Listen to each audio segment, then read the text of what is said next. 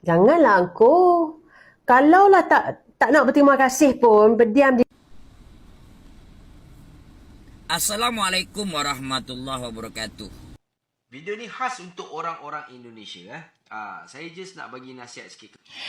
Kami sebagai orang Indonesia juga menyarankan kepada Belakangan ini, sebuah pernyataan dari seorang politikus, Malaysia kembali memancing perhatian publik. Bukan karena prestasinya, tetapi karena ucapannya yang dianggap menyentil Indonesia. Ucapan ini langsung ramai dibicarakan, bukan hanya di Malaysia, tapi juga di Indonesia. Banyak yang merasa pernyataan tersebut tidak mencerminkan hubungan bertetangga yang saling menghormati. Namun yang menarik, bukan hanya pernyataan itu saja yang jadi sorotan, melainkan jawaban dari seorang abang asal Riau yang disampaikan dengan tenang, tapi sangat menohok. Apa sebenarnya yang dikatakan politikus tersebut? Dan kenapa jawaban ini justru membuat banyak orang terdiam? Simak sampai akhir. Oke, telah ini tampilkah?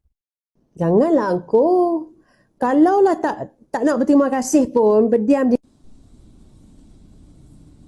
Assalamualaikum warahmatullahi wabarakatuh. Salam santun dan salam hormat dari saya, Kak. Dan tak lupa, Kak, salam akal sehat. Saya nak state lah video Kak ni, Kak. Baik, Kak, ya. Bukan masalah angkuh atau tidak.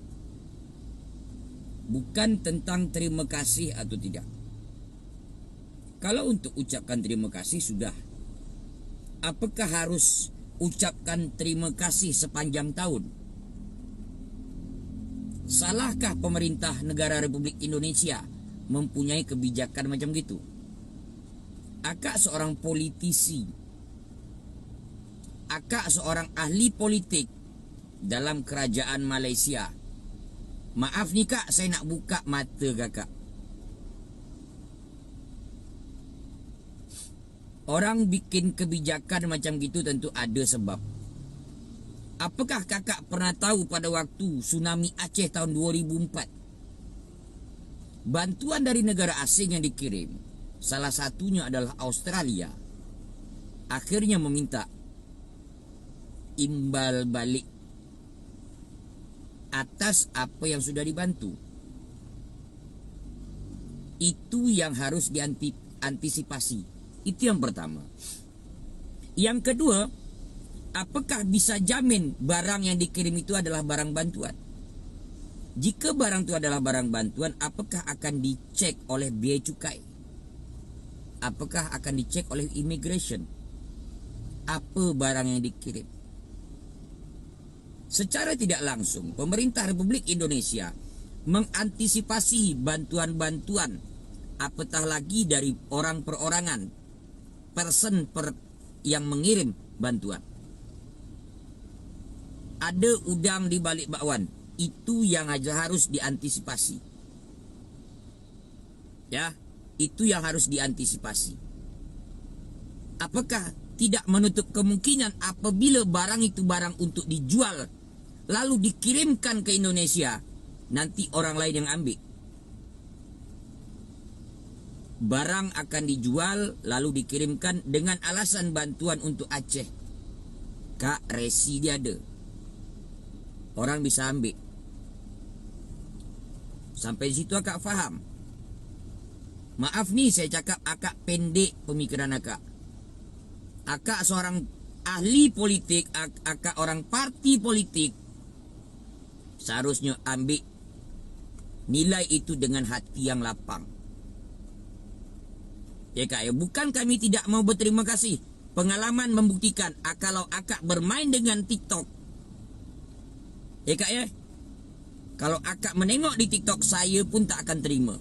Dalam cuplikan yang barusan kita lihat, politikus Malaysia tersebut menyampaikan pernyataan yang oleh sebagian orang dianggap sebagai sindiran terhadap Indonesia. Kalimatnya memang tidak menyebut Indonesia secara kasar, tapi maknanya cukup jelas dan mudah ditafsirkan. Pernyataan seperti ini bukan kali pertama terjadi, dan setiap kali muncul, selalu memicu reaksi, terutama dari masyarakat yang merasa harga diri bangsanya disentuh. Namun kali ini respons yang muncul berbeda. Bukan teriakan, bukan makian, tapi jawaban yang terukur, logis, dan tepat sasaran dari abang asal Riau ini. Video ni khas untuk orang-orang Indonesia. Saya just nak bagi nasihat sikit. Kami sebagai orang Indonesia juga menyarankan kepada Anda orang-orang Malaysia untuk mengganti semua ahli-ahli politik kamu yang tidak ada guna.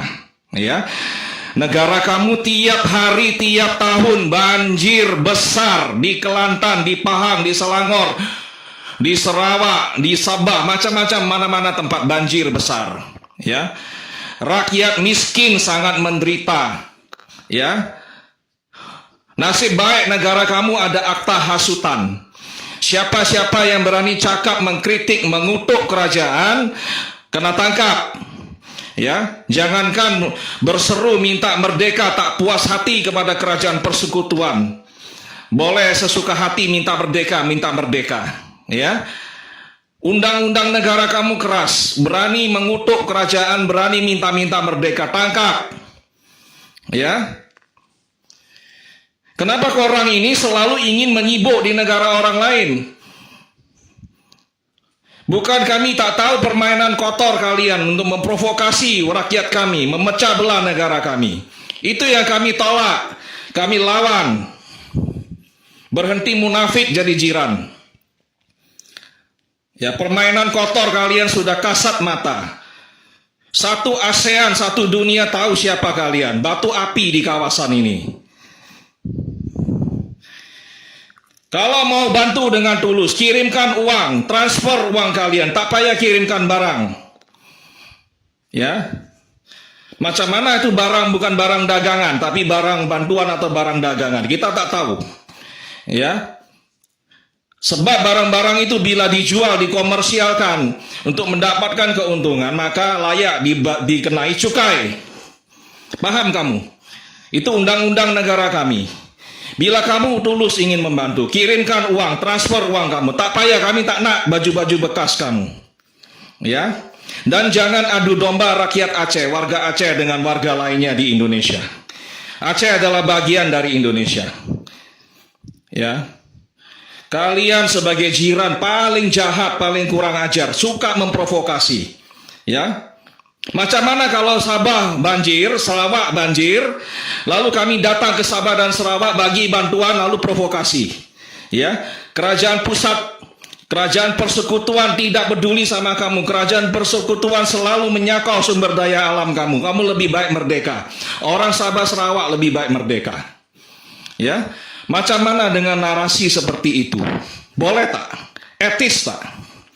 Ya, kenapa kau orang hanya membantu Aceh? Sumatera Barat, Sumatera Utara macam mana? Ya. Terlalu kasat mata permainan-permainan kotor kalian. Ya. Dan jangan mencabar presiden kami, jangan hina presiden kami, jangan hina pemimpin-pemimpin kami. Tengok pemimpin-pemimpin kamu, negara kamu sendiri macam mana mereka kerja. Ya.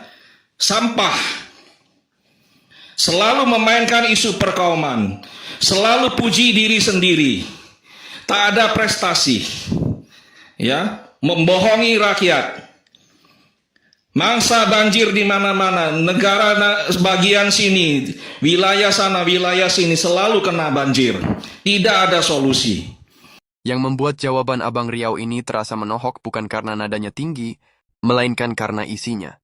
Ia tidak menyerang pribadi, tidak merendahkan bangsa lain, tapi menyampaikan fakta, sejarah, dan realita dengan cara yang sulit dibantah. Disinilah letak kekuatannya. Saat emosi dibalas dengan logika, sindiran dijawab dengan data serta pengalaman nyata. Jawaban ini juga mengingatkan kita bahwa hubungan Indonesia dan Malaysia seharusnya dibangun di atas rasa saling menghormati, bukan saling menyentil. Perbedaan pendapat itu wajar. Namun ketika sudah menyentuh martabat bangsa, respons yang cerdas jauh lebih kuat daripada kemarahan. Banyak netizen menilai, jawaban ini bukan hanya membela Indonesia, tapi juga memberi pelajaran bahwa berbicara di ruang publik, apalagi sebagai politikus tidak bisa sembarangan. Dan mungkin bukan hanya politikus tersebut yang perlu mendengar jawaban ini, tetapi siapapun yang masih memandang rendah bangsa lain. Bagaimana menurut kalian? Apakah jawaban ini memang menohok, atau justru inilah cara paling dewasa menyikapi pernyataan seperti itu?